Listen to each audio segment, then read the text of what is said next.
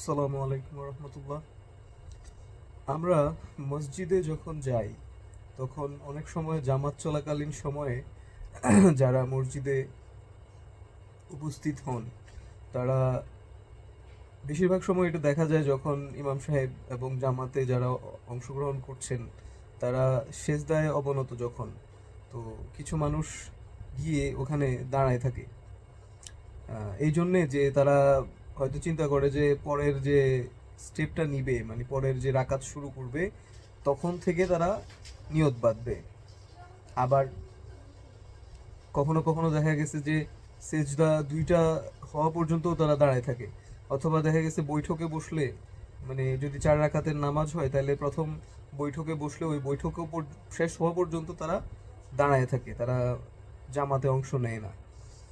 অথচ according to ইসলাম আমরা যেটা জানি এবং শিখেছি সেটা হচ্ছে, আপনি মসজিদে যায় যখন জামাতকে যে অবস্থায় পাবেন, হইতে পারে যে আপনি একদম লাস্ট রাকাতের, এটা 2 রাকাতের ফরজ সালাত হোক, 3 রাকাতের ফরজ সালাত হোক, অথবা 4 রাকাতের ফরজ সালাত হোক, এটা যদি শেষ 4 নম্বর রাকাতের মানে শেষ সেজদাও হয় বা শেষ শেষ বৈঠকও হয়, আপনি কিন্তু যায় ওই অবস্থায় নামাজটা ধরতে হবে।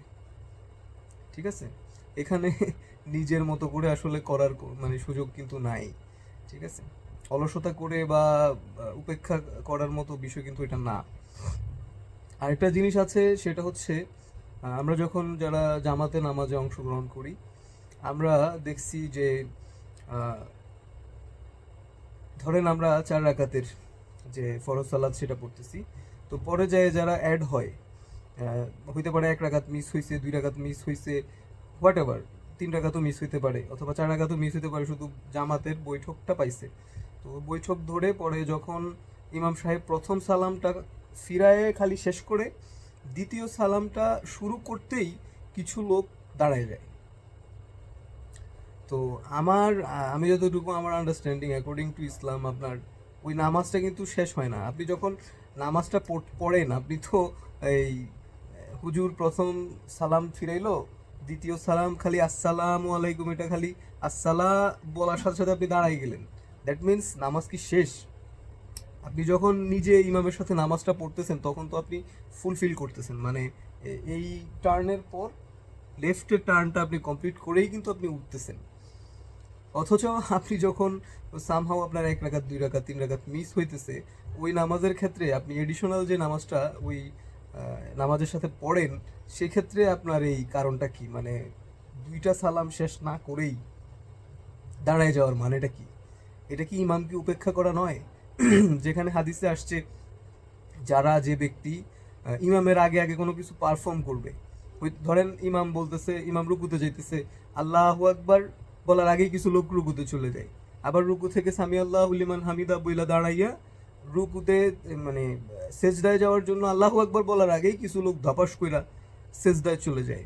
তো হাদিসে আসছে যে ওই যারা হচ্ছে ইমামকে ওভারটেক করে, ওভারলুক করে, এ ধরনের পারফর্ম করে, তাদের কিয়ামতের দিন যখন তাদেরকে উত্তোলিত করা হবে, তাদের চেহারা হবে গাধার মতো।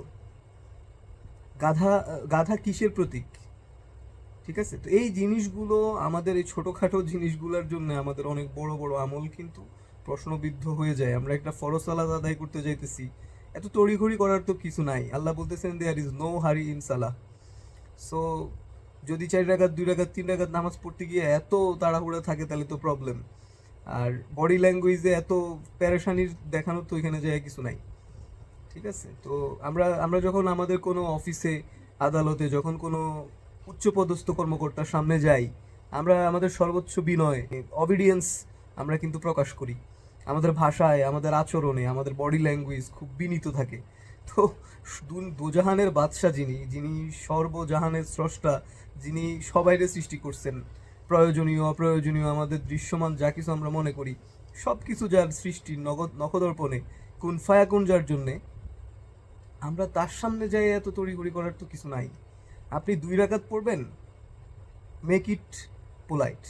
এত মানে অলনে সাডেন সব কিছু করে ফেলতে হবে এরকম ফিকির তো এখানে প্রয়োজন নাই। আমি যতটুকু ইসলামী টিচিং থেকে যতটুকু বুঝতে পারছি, এটার মানে আমি বলার মানে এটা না যে আমি খুব মানে out of the box perform করে ফেলতেছি।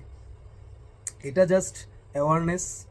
আমি নিজেও জান্নাতে যাইতে চাই, আমি এটাও চাই যে আমার যারা ইসলামী সতীর্থ ভাইরা আছেন, ইসলামের দৃষ্টিতে সবাই পরস্পর মুমিন কিন্তু ভাই। তো যেহেতু আমার ভাই সবাই, তো আমি চাই আমি জান্নাতে যাব, আমার ভাইরাও জান্নাতে যাবে। এই ব্যাপারটা কখনোই এমন না যে আমার প্রতিবেশী একজন যদি জান্নাতে বেশি যায় তাইলে আমার জায়গা কম পড়ে যাবে। এই ধরনের কোনো থিওরি, এই ধরনের কোনো ঈর্ষা পরায়ণতা ইসলামে নাই। ঠিক আছে, এখানে খুবই সাবলীল একটা জীবন বিধান। ঠিক আছে, কেউ যদি কারো দ্বারা ইনফ্লুয়েন্সড হয়, মোর দেন এনাফ। এটা মানে এটা হাসরে মানুষ দেখতে পাবে, মানুষের কত তুচ্ছ আমল হাসরের ময়দানে বিশাল আকার ধারণ করে আসবে। মানুষ নিজেও এক্সপেক্ট করবে না যে আমার এই কাজটা, এই অল্প সামান্য নগণ্য কাজটার পরিণাম এত এত এত মহান হইতে পারে। ঠিক আছে, তো আল্লাহ আমাদের সবাইকে তৌফিক দান করুন, আমরা সবাই যেন বেশি বেশি ফরজ আমলগুলো করতে পারি পরিপূর্ণভাবে, এবং এর পাশাপাশি সুন্নাহ যেগুলো আছে, নফল ইবাদতগুলো আছে, ঠিক আছে, সেগুলো আমরা যেন করতে পারি। সেই তৌফিক আল্লাহ আমাদেরকে দান করুন। আর মনে রাখতে হবে, নফল ইবাদতের মধ্যে সর্বোচ্চ ইবাদত হচ্ছে কোরআন তিলাওয়াত। তো আমরা অল্প স্বল্প যে যা পারি আমাদের জায়গা থেকে আমরা অবশ্যই সেটা করার চেষ্টা করব, এবং অর্থসহ বুঝে নিজেদের পরিকল্পনা ওইভাবে সাজাবো যেন আমরা করতে পারি। ধন্যবাদ। আসসালামু আলাইকুম।